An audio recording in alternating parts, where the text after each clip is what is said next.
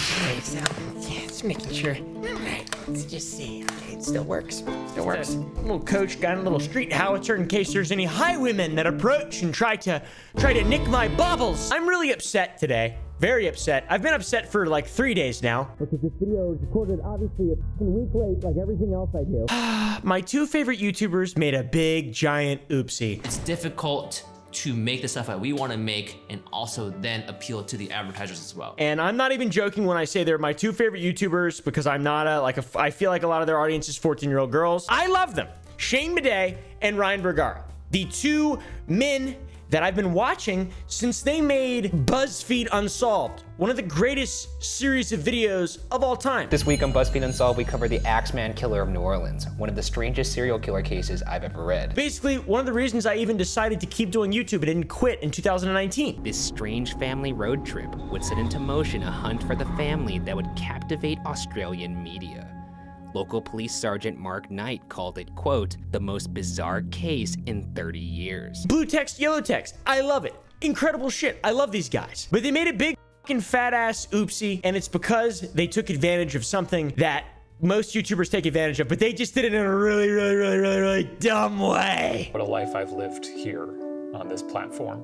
YouTubers are always trying to maximize what they can get out of what they're given. They're trying to squeeze every last ounce of what's possible to squeeze out of the fruit that they're given by the YouTube gods. That fruit happens to be real people though. That's the thing about YouTube. It's like the thing you're exploiting and taking advantage of.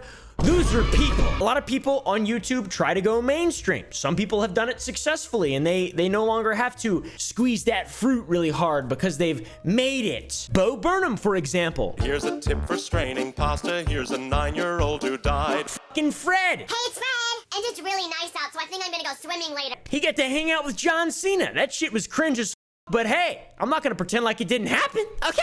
You gotta look at yourself and say, my time is now.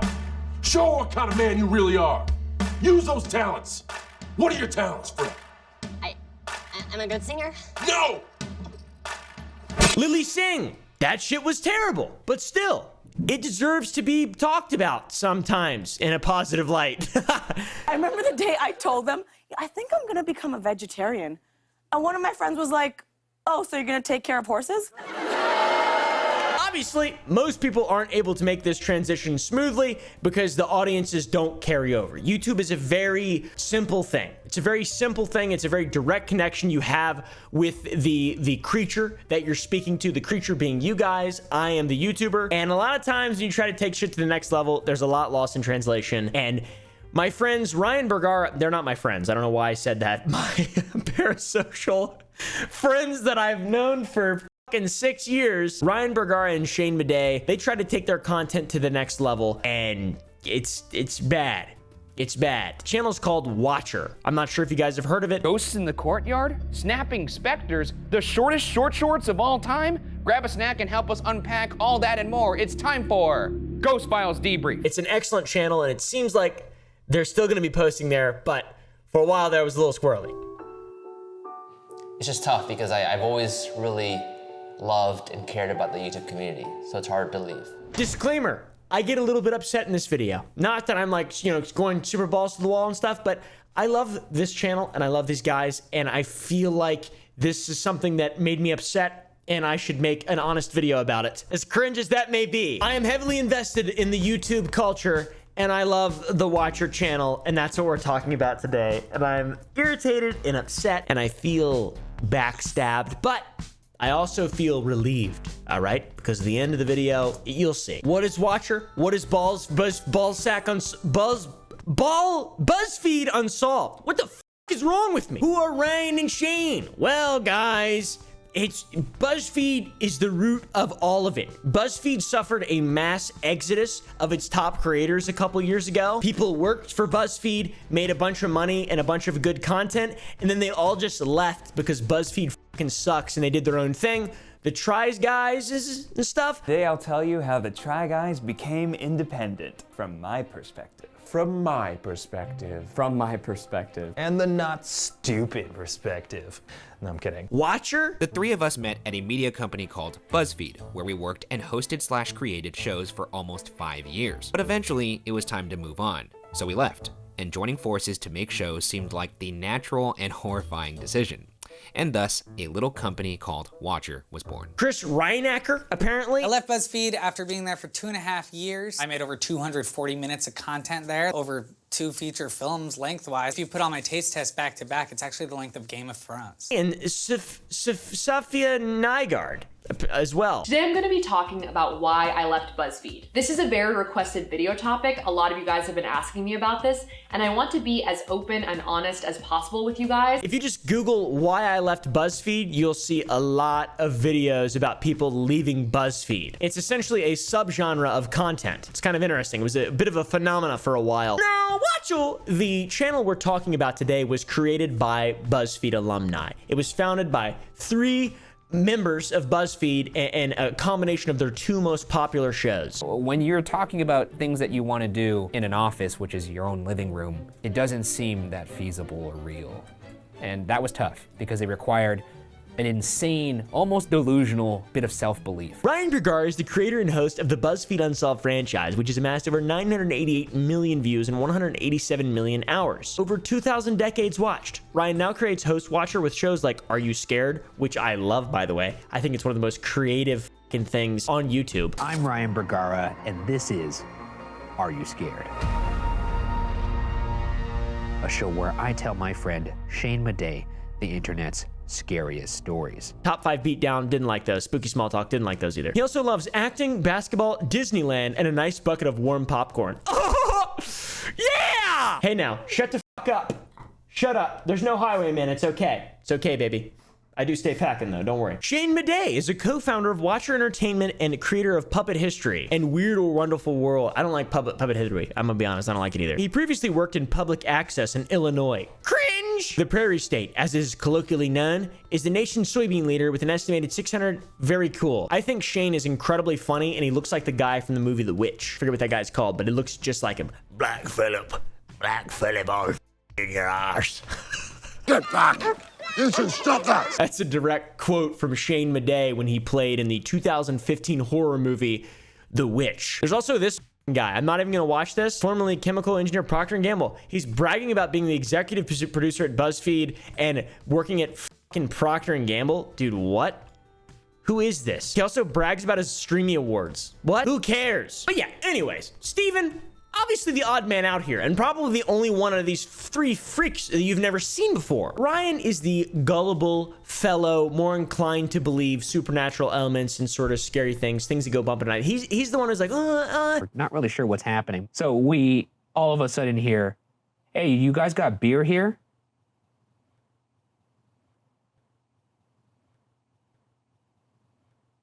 Bruh. And then Shane's like I'm the stoic logic guy, firing off witty quips for an occasional chortle of the audience. You ever watched a home video and been like, what the f was my dad doing? How many margaritas deep was this guy when we were trying to get footage of us in the pool? Yeah. Shane is a skeptic, okay? Lost colony of Roanoke disappeared due to a zombie plague.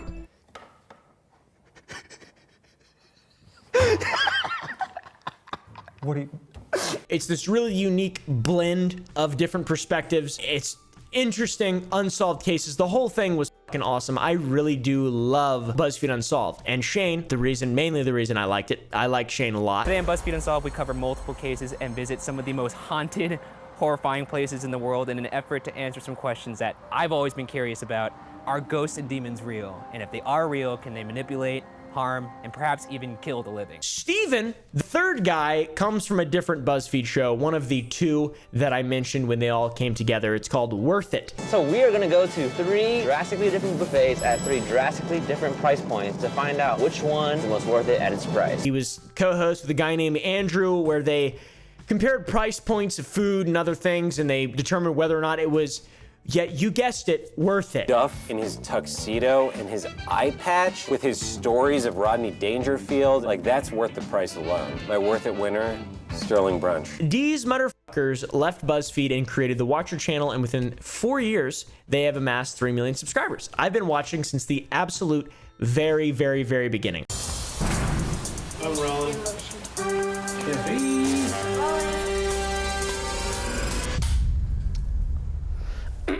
I love Watcher. I cannot even, I mean, I really do love it. It's great. The content is immaculate. It's perfect. And by God, I was incredibly sad a few days ago. Fuck. I'm so proud of what we've built here at Watcher. My proudest moments have been being able to hire incredible people. And so growing our staff from 3 to 6 to 10 to 20 to 25. I watch their videos every single night. I rewatch, but I've seen BuzzFeed Unsolved. I mean, I don't even know.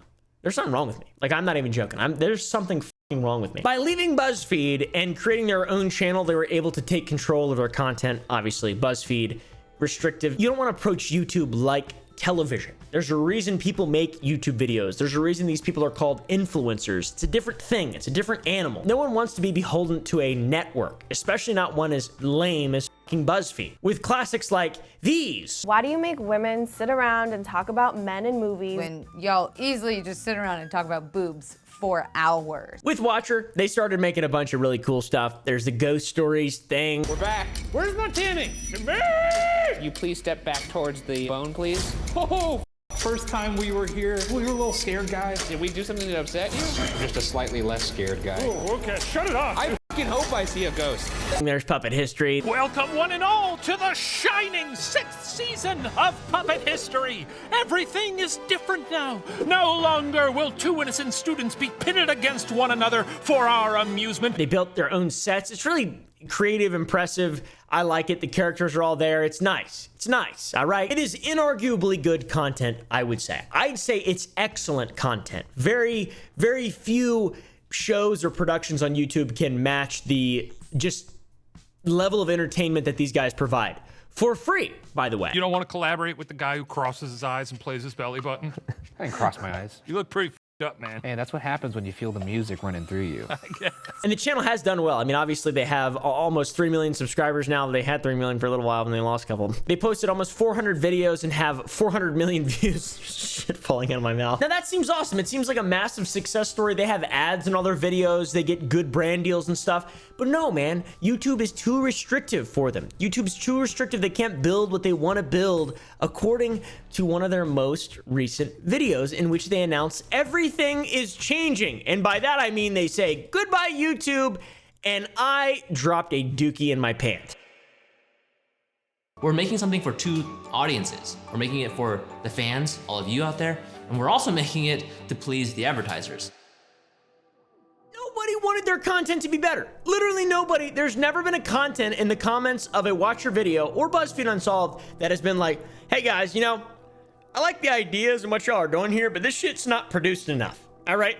There isn't enough going on. This doesn't have enough edits or funny effects, all right? There's not enough fucking puppets. No one ever has said anything like that. So without any sort of need for, you know, a response to feedback or a decision to move forward and do something different at the behest of a fan or a burgeoning sort of idea, an ideology that's coming up in their fucking audience, they just decided to better their production and they wanted to go to the next level to try to make content that required movie-like editing budgets. It costs a certain amount to make content in the way that we do it. We try to put things on the screen that we feel adheres to a certain level of quality that you would find on, say, a Netflix or something like that. But what about when you guys did it with BuzzFeed Unsolved and you had the blue and the yellow text, and I enjoyed that though. But what about that? Everyone has different missions they're marching towards on YouTube. Ours was to make a television show. And, you know, over time, you start to realize, like, hey, maybe television shows aren't meant for YouTube. Perhaps we should find a different place that's better suited to the content that we're making. Or just make YouTube videos. You could also just make YouTube videos like what you've been doing and what you did for BuzzFeed. You don't have to make it that crazy. It's not that big of a deal. No one wants it. If you want to become irrelevant, then do it on TV. That's fine. Look, I even dislike the video. That's how much of a I am. You just can't do YouTube when you do that kind of stuff, guys. Believe me, I know. With how high quality my show is, my epic YouTube show, it's very high quality. We don't have security. I just have a street howitzer for highwaymen and ne'er-do-wells. Goodbye, YouTube. These guys announced in their video that they'd be moving towards their own streaming service with all their content instead of just having it on YouTube. So putting it up effectively behind a paywall. Watcher is an ad-free, independent streaming service dedicated to providing you guys the television caliber content that you know and love.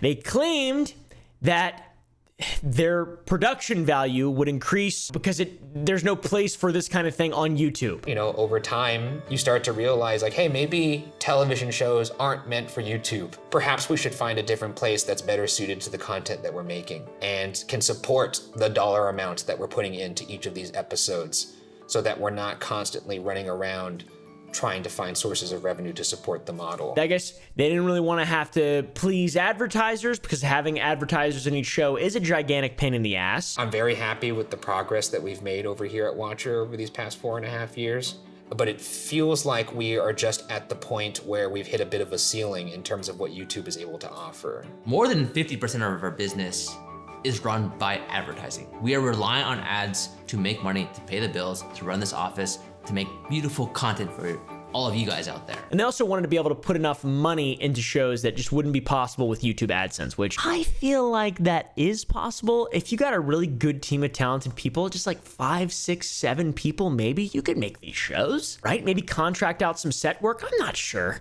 I really don't know. They don't post that often. In this goodbye video, they heavily emphasize the fact that they want to make television quality content, but not just for YouTube. They just want to make television quality content in general. It doesn't have to be for YouTube or the audience or whatever. It's not for free.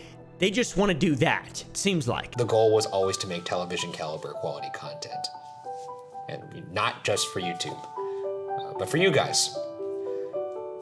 I guess we just hope you guys follow us this one last time. They didn't feel like YouTube is where they belonged, which is crazy. We've trended quite a few times, okay?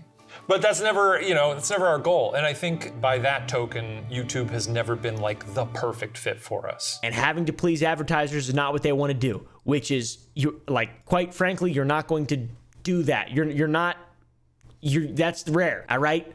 That's very rare. We have realized that it would be great if we could find a way to rely less on advertising, not make it such a big part of our business. And so we've been working over the past few months and years, like how can we make this business more sustainable? How can we make something where we can make the things that we want to make for all of you guys and not be worried about all the other forces that are here? I don't understand how that's possible to have that logic there, because like advertisers don't care that much. Everything that's on YouTube, you're making, the advertiser TOS is the YouTube TOS. That's what advertisers don't want, okay? I'm just gonna go out and say it. All right, Coca-Cola is fine with running their ads on shit that fits into the YouTube TOS. They don't give a fuck. Have you ever seen late night television? Yeah, you're not really, this is such a lie. This is just a lie. It's some weird thing that you're just lying about. I don't understand this. I think that's like Sam Hyde, and that's it, pretty much. And maybe Alex Jones. This is the same approach that people take when they're just banned completely off of the internet. I don't know why you would follow in the footsteps of Sam Hyde or Alex Jones, but this is the move. This is the move that they made. They're putting their shit behind a paywall. I mean, that's a terrible idea. You're making YouTube content for free. People are watching your videos. You've amassed millions of followers from making free content and just quite literally just taking advantage of something massively for years, and now you're just like, well, I'm way better than this. We deserve way more money. We don't have enough money, and we don't like listening or being humble in any way in terms of our productions, our films we're making. So let's make people fucking pay for it. But don't worry, regular peon who watches BuzzFeed Unsolved and Watcher content, because if you're paying for Hulu, Max, Netflix, Prime Video, Peacock, Paramount Plus, Disney Plus, Shudder, Stars, and Cinemax, whatever it is you're paying for, here's another one. And it's only $5.99 per month or $59.99 a year, saving you $12. Oh man, shoo, yes. I, a regular person, could definitely afford that and wouldn't literally just be better off giving it to a food bank or buying myself some food or something along those lines. You can become a member of Watcher for $5.99 a month or $59.99 a year. We want to keep the price low enough where anybody and everybody is able to afford it. For this $60 a year, you can watch their 24 different series, most of which were only one season and are available on YouTube for free. I assume they plan on extending those seasons or making more content behind their fucking paywall. The biggest thing though is that they touted the price as something that everybody can afford. The whole thing to me is just like, this is suicide. This is quite literally, you guys are killing your channel. You are alienating the people that made you able to even do what you are doing currently. Like, sure, you started off without having to prove any merit or anything like that. You started off in BuzzFeed, which is a normal job, but then you earned all this shit by being funny and proving yourself. And then now you're just like, well, we don't need to do that. Like, it was easy. It just came to us. People will pay money for our content. It's fucking perfect. Our content's television level. This isn't YouTube. We're not making YouTube videos. We're making television shows. Anybody could afford that. So what the fuck is different about Watch Your TV, and how could you ever even begin to sell this when you are a content creator that has made a living and created an audience up until this point by making free content?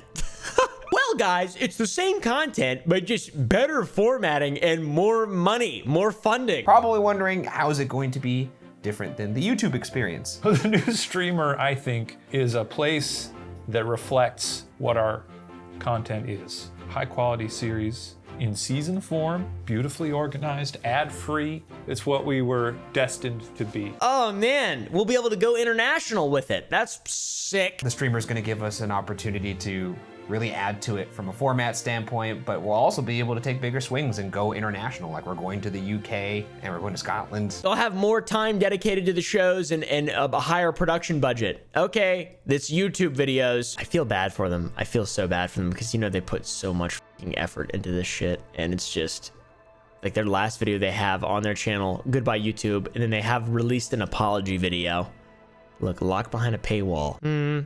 No thanks. They've got to be the worst views ever, like thousands. I'd rather use Rumble.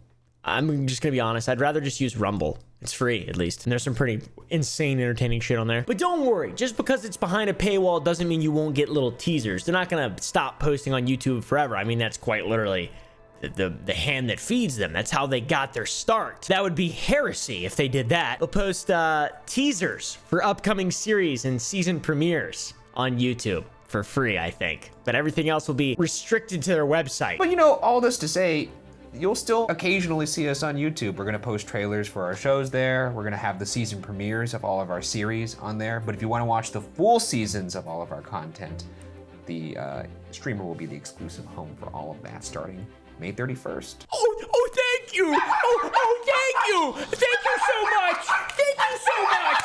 Thank you so much. Something very concerning to me about this is you're just wasting money, all right?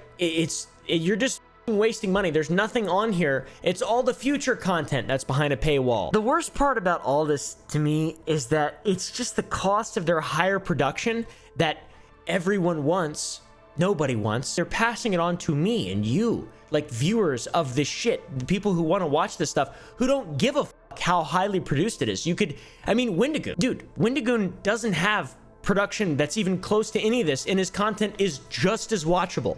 Just as watchable. Because in addition to this guy, you will also be able to get the U2's Wendigoon coffee mug. And check it out, look how happy he looks. Doesn't that just bring you joy? He's got like the night vision, inset eyes, and the little deer horns. Critical.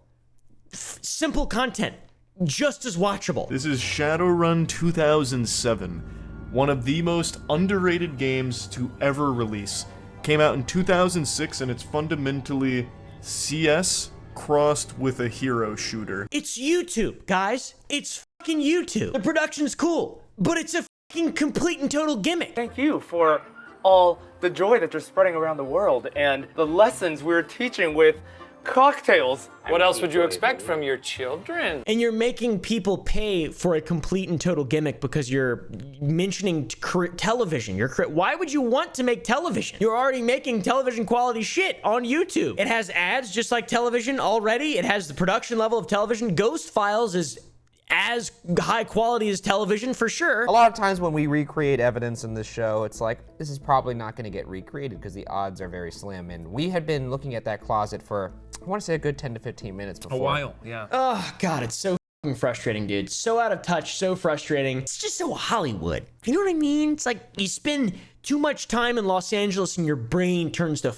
fucking liquid in your head. It's unbelievable. Go back to Illinois, Shane. Run away while you still can. These people are gonna bring you down. This isn't the first time this has happened before, by the way. YouTube channels, there's a bunch of channels that have or networks, I guess, like Rooster Teeth, that have shit behind paywalls. I don't understand that, and Rooster Teeth's failing massively, which is awesome. People are getting laid off. That's not awesome. I don't like that. It's sad, but you know, it doesn't work. It doesn't work. And I used to love Rooster Teeth until they did that shit. At least with Rooster Teeth, though, they have a bunch of channels that you can just watch on YouTube ad-free entirely that are not behind a paywall. I would love to see their numbers, though. There's no way that it's huge. There's no way that it's huge. I still watch Rooster Teeth every now and then. Just kidding. It shut down. See, this, I love this. If they would have just done this, dude, this is the I just got goosebumps. I just got fucking goosebumps, dude. This is crazy.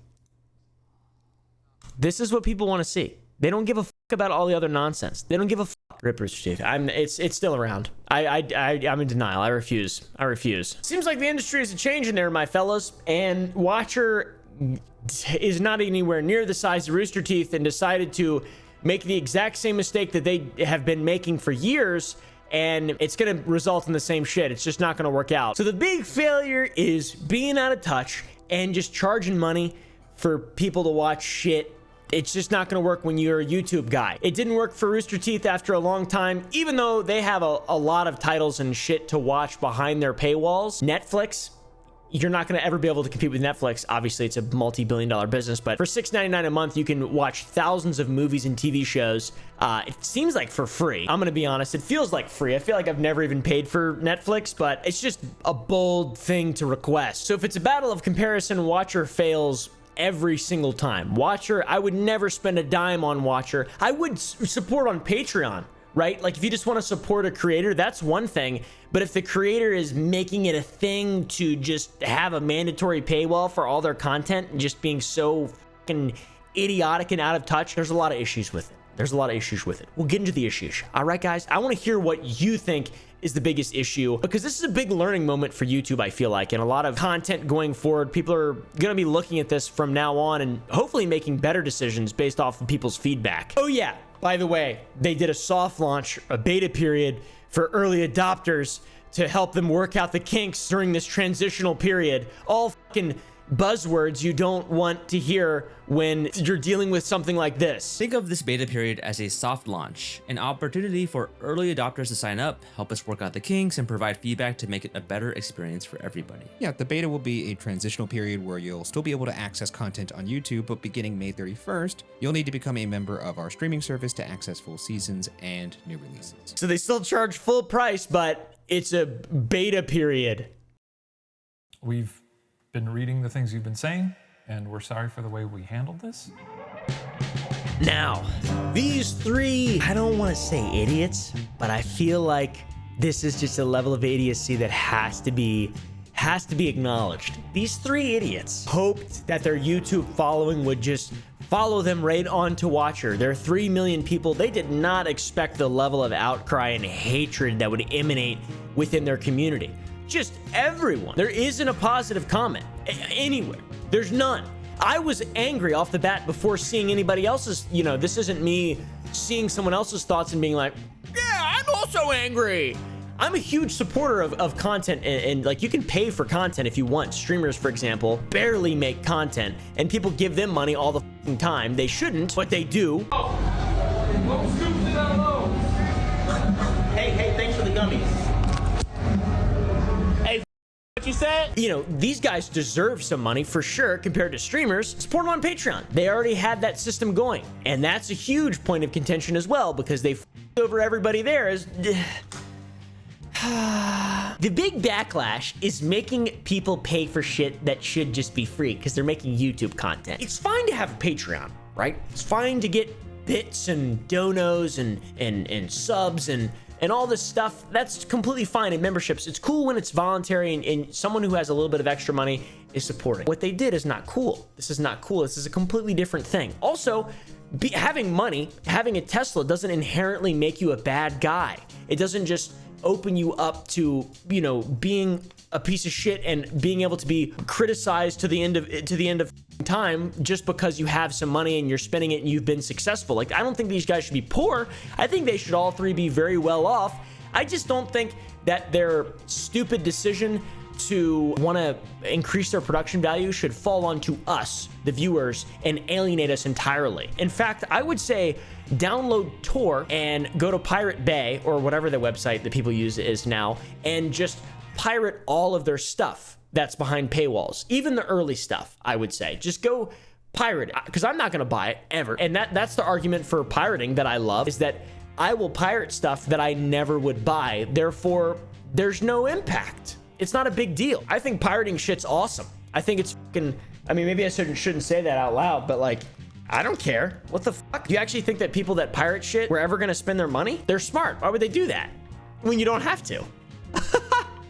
And they're taking money away from people like you. This is like the greatest campaign advertisement for pirating, pro-pirating I've ever seen in my life. Seriously though, practice safe pirating. If you guys do pirate stuff, don't do it because I said so. Do it for research purposes or whatever people are supposed to say. I'm not sure. Pirating's bad though. You shouldn't actually do it. But also, if you were never gonna watch it in the first place, you might as well. It's not gonna make a difference. Oh my god. And I'm just sitting here.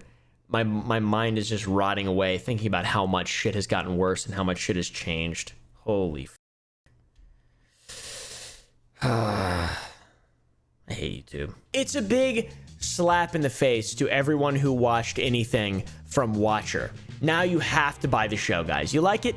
Well, now you have to buy it, because we can't all pay for our Teslas unless you buy it, and our 500 staff members in Los Angeles. But it's okay, because anyone and everyone can afford the paywall. It will all work out fine. On to the Patreon subscribers, though, because that shit pissed me off. I was a Patreon subscriber for a little while, and my Patreon, I just deleted it and stopped supporting all the people I was supporting, but I was subbed to their Patreon. They have 13,000 members, and their lowest tier is $5 a month. At the very minimum, makes 65 grand a month off of that. So $800,000 a year just from Patreon, which is fucking crazy. That is a lot of money from a Patreon. Very active Patreon, a very active audience they have there. Now, you think these people would be given access to Watcher TV because they're already paying money for content that is available for free? No,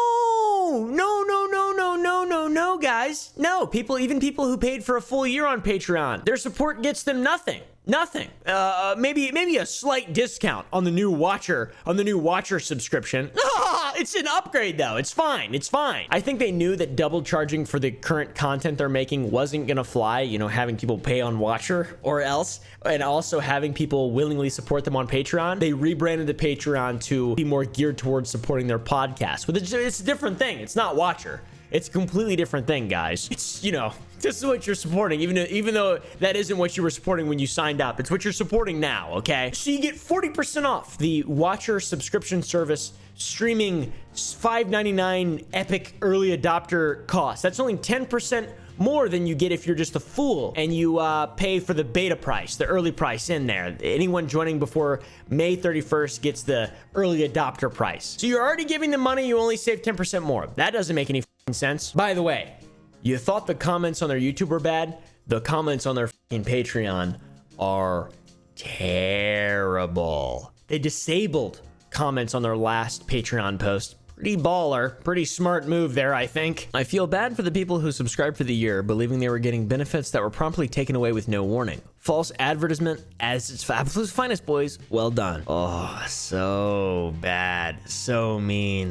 The Patreon comments are fucking rough. Unethical business practice, false advertising. This is such a fucking mess up. Such a mess up. It boils down to greed and a big giant slap in the face. A true, real clear example of greed was with Shane's wife, a girl named Sarah. She defended them and doubled down on her Tumblr blog and said that they have to pay people fairly and still make survivable wages. Yes, they have to make survivable wages. Shane has to make a survivable wage so he can pay for the $50,000 wedding venue that they were on, that she posted publicly on their fucking Tumblr, dude. Like, if you're gonna be doing this, you're gonna be just being so out of touch. You could have done this, by the way. This could have worked, but this is a fucking idiot's way to do this. It's hard to support ourselves. Well, I'm sure you could still afford a Watcher subscription.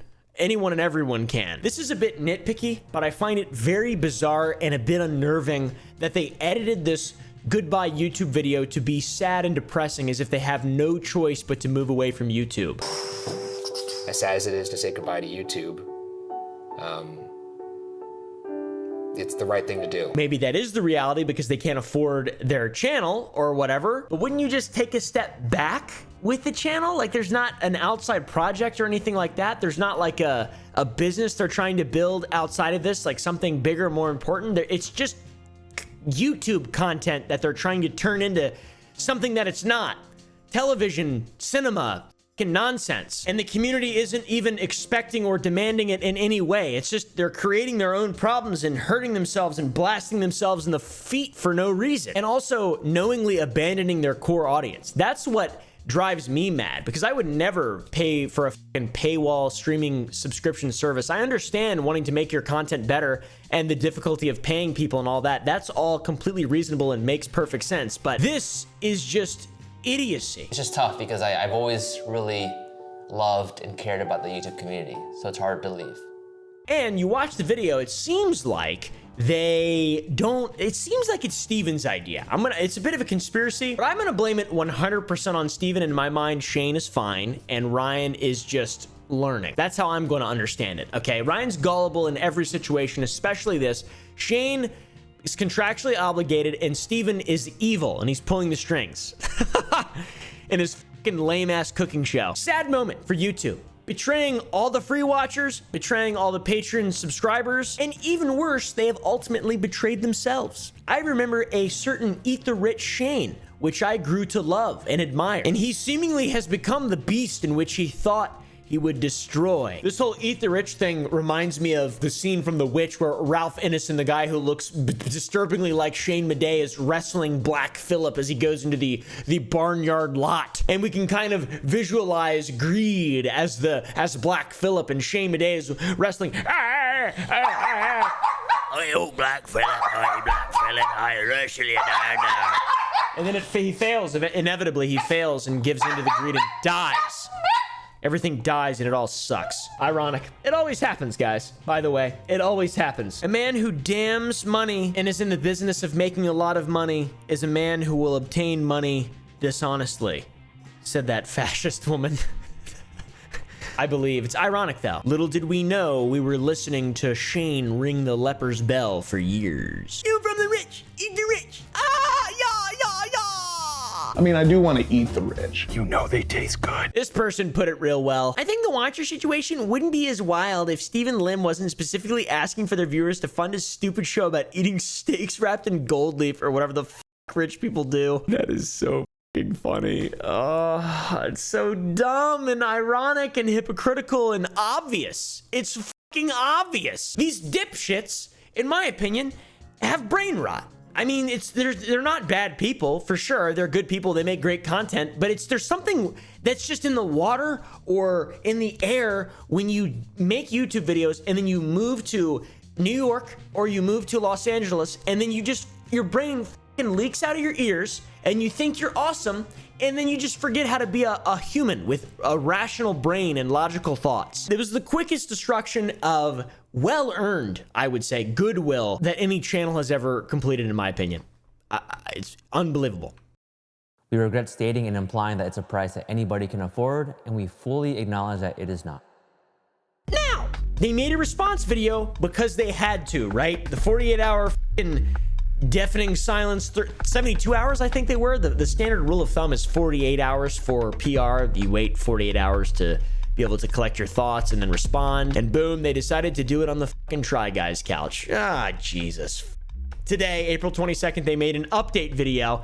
3 guys on a couch, and they look so sad, and old Frosted Tips in the middle look so sad, and I feel bad for them. They apologized and stuff. We also want to deeply apologize for our ignorance around the impact of the cost. We regret stating and implying that it's a price that anybody can afford, and we fully acknowledge that it is not. They say that they're grateful for everyone's support, and they realize how insensitive it was to let their message be, you know, misinterpreted. We're sorry for how we originally delivered our goodbye message to YouTube. It was insensitive. We didn't properly express how much we appreciate all of you. And we did a really bad job of explaining the reasoning behind this transition. In the way that they didn't mean for it to be interpreted. It's saying that everyone can afford. They feel bad for alienating the audience. Okay, of course they do. because it's fucking dumb and it is bad. Of course. You don't have to apologize for that. Pull your cocks out. All right? That's what we want to see. So what's their fix to all this? Well, they're going to maintain their streaming website, but they're going to put everything on a paywall early. So anyone like me who just would never watch anything like that will eventually be able to watch it, but it will be early access behind a paywall, which that, in my opinion, is completely and perfectly reasonable. That makes so much sense for stuff that isn't allowed on YouTube. You know, and say and show some and whatnot, and potentially occasionally every now and then. That's worth it, right? But that's completely different than what you dipshits did the first time. You greedy. If you want to watch our shows early and ad-free, you can catch them on the Watcher platform a month earlier. After that, you'll be able to watch our shows on YouTube for free. I love these guys so much too. Like, this hurts my feelings. I'm upset by this. Personally, I feel attacked. So they begin to explain the reasoning why they took the streaming service route, and that is because they wanted full ownership and control over their content, and they didn't want to, you know, have to jump through the hoops to maintain relevancy for advertisers. They didn't want to compromise their content to fit the needs of advertisers. When we started Watcher in 2020, we wanted to create shows that we were proud of, that we had ownership over, and that would provide you the caliber of content that we felt you deserved. However, we were finding it harder and harder to stay relevant to advertisers and the constantly changing YouTube landscape. Advertisers are pretty lenient nowadays, gonna be honest. You know, I would gladly make you guys a Sour Boys flavor and pay you a lot of money, probably, because you'd sell a lot of candy. I would gladly do that. I mean, all you gotta do is ask. I still would do it now, as long as I could come hang out. Apparently, they would have had to lay people off and shut down their channel if they kept their content on YouTube. So they made the ultimate decision to create a streaming platform. We faced some incredibly challenging decisions. We didn't want to compromise our content to ensure they met advertising requirements. And we definitely did not want to lay people off that have brought Watcher to life behind the scenes. And we didn't want to bring Watcher to a close, which would have happened if we stayed solely on YouTube. Which is absolutely fair. And I understand the difficulty of you know, having to change things. Money coming in versus money going out. It is an absolute fucking struggle. And I run multiple businesses that are incredibly expensive.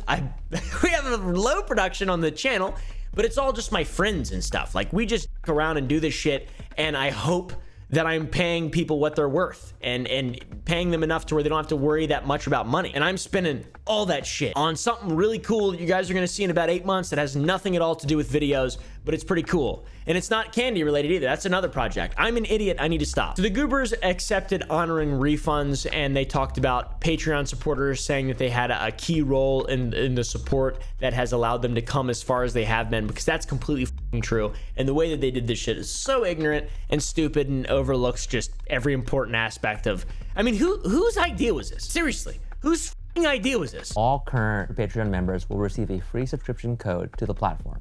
If you already purchased a subscription, please contact us and we will issue you a full refund. I think it was Steven's idea. Is it just me, or do you just like, let's fucking eat him. I want to eat that guy. Not really, I'm just kidding. That seems like a threat. It's not a threat, it's more of a hypothetical. You know, I would eat him. He probably tastes great, wrapped in gold foil or whatever. He seems pretty rich too, so it makes sense. These guys could have quite literally solved this problem by just putting a poll on YouTube and saying, hey, would you guys want to support us on a closed off sort of streaming platform? I think that would have been great, and I would have actually considered it at that point. But now I will be bullheaded. I will completely block that from my mind simply because I want the consequences to actually mean something in this situation. I will continue watching their videos. I love these guys. It seems like they learned their lesson here. I am very upset still, and I think I'll get over it though. I think I'll be able to watch their videos. I love them. It's just fucked up that they... Anyways, I forgive them. Let me know down below if you guys do, and if you'll be subscribing to Watcher or whatever. Yeah, I don't know. Anyways, guys, all in all, I do forgive all these goobers. They're just content creators. They're only humans. And, you know, they got a little too big for their boots. And it's funny and it's really cringe, but I'm sure I'll probably do some stupid shit like this one day. I have no fucking idea. I do want to start uploading uncensored versions of my videos to some kind of support system, and actually giving people a reason to support and maybe give people discounts to Sour Boys and stuff. I really don't know. I'm really bad at business. I'm not very good at thinking of like business ideas on how to extract money from people. I always feel really guilty. That's the mindset. the Harvard business mindset. How do you raise the numbers up? Whenever those numbers are directly attached to people, kind of hard. Is that just me, or is it like a little kind of hard to just treat people like they're nothing but numbers? I don't know. It's weird. Is that just me?